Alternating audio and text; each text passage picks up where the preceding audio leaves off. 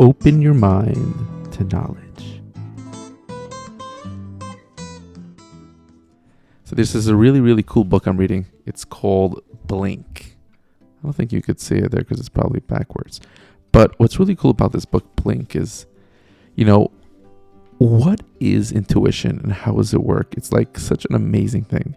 Like, you have this like gut feeling, like this gut feeling about a person or a job. It's just like, so what I really like about this book is how Malcolm Gladwell, who's the author, really, he brings really good sources. Like, for example, he brings the first intro, the prologue. That itself is just so fascinating. The statue that didn't look right. How this museum was going to buy the statue for a little less than $10 million.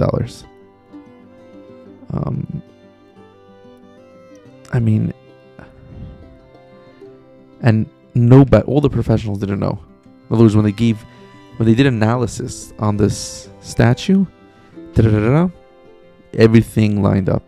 But then this professional came in. He's like something.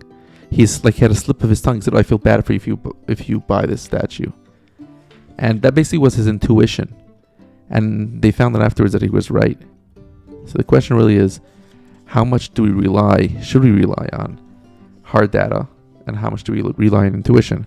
What is intuition? How does it work? Does it work across the board? The statue that didn't look right. Really, really interesting story. And then he goes on in, chapter 1 to explain what he calls the theory of thin slices. How what you really think that you need a lot of information is really not true. And the more information you find out will not bring you closer to figuring out your so for example, he brings a really cool example from John Gottman. I'm going to review his books in the future. Really cool books. Research in the Love Lab for many years. And he basically did a bunch of studies and figured out that there is something called the Morse Code. So, for example, in World War II,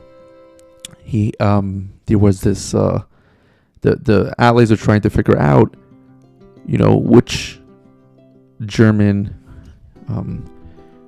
broadcast was sending information from where to where. They didn't know their names, but they just were able to notice, to figure out their location, and they had a distinct signature. And this is also nowadays your cyber psychologists, which actually apply the same methodology to internet browsing and internet relationships. And they were able to, when you did the Morse code, you had to use a fist punch. Like, you had to hit it at a certain rate. And even so the way it's made up, as you know for sure, is dashes and dots.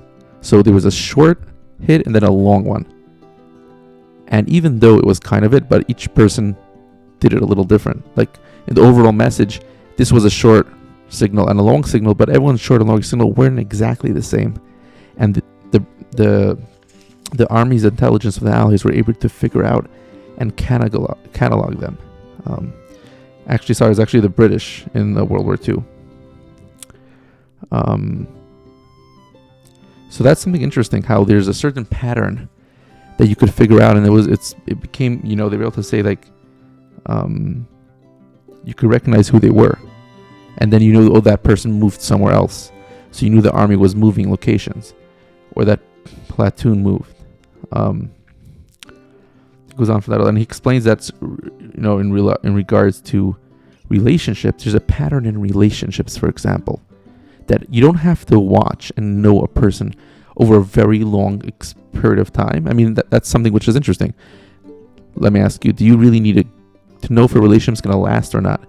Do you have to spend hours with a person? Well, it depends. If, let's say, you're the psychologist evaluating it. Is this couple a good match? Will they last for a long time, or will they fall apart once the honeymoon's over? And obviously there's two theories. One theory is just follow your gut. Another theory is No, don't follow your gut. Get to know the person, get to know them well. What does it mean to get to know them well? And, so John Gottman with his study in the Love Lab, where he would connect sensors, testing cardiovascular measurements, heart rate, he would be able to tell. And also there was a sensor connected to the chair to see how often they moved around. He really cataloged all different types of reactions, disgust, anger, happy, and he was able to categorize, which was interesting, was that it wasn't about what most people thought indicated or influenced a relationship's longevity. It's really something which you could learn intuitively. And John Gottman actually got so good at figuring this out that he, within 15 minutes of observing a couple in conversation and dialogue, he could make I think it's 75%. Or is it? And then if he watches them for another 45 minutes, for an hour, he can make a up to 95% prediction, and he's pretty much on target. So that really shows that it's not so much how much knowledge you have on the subject, but it's more about, and that's what this book Belinks about. Because if it's true that it's more important to know about the thin slices than a lot of chunk of information, we're wasting a lot of time. Not only that, we will make bad decisions, whether it's relationships, whether it's partners, whether it's hiring someone for work, or how about doctors?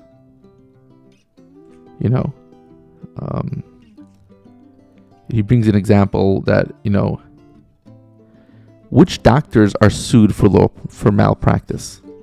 Which doctors? And the funny thing is, you're probably going to think, oh, doctors which are not really so good. But it's not true. It's actually doctors that don't have a good relationship with the patient, in terms of like showing really care, that they really care about the patient, and showing that they really, go the extra mile, and they want the best for the patient. Even, and the funny thing is, those things don't necessarily make a difference in the patient's care. Like the doctor that gets sued gives just as much good care and really gives his all, and might even know everything better than the other doctor. But the point is that it doesn't really matter so much what they say. It's a matter if they give those fist pumps, if they do it in the right mode, which that really is. There's two basically conversations, types of conversation, which was someone studied and showed them without even like knowing what the doctor said. Participants of the study indicated it. So, and he brings really, really a lot of examples. Another example, then so basically explains also in the next chapter, chapter 2, what he calls locked doors, which is really interesting. How we can't explain why we come to these intuitive conclusions. It's like behind this imaginary locked door, which there's no way for you to really know why you came to that decision, but it's just there. And one example is with tennis. He gives a really cool example of tennis. There's this guy, Brandon,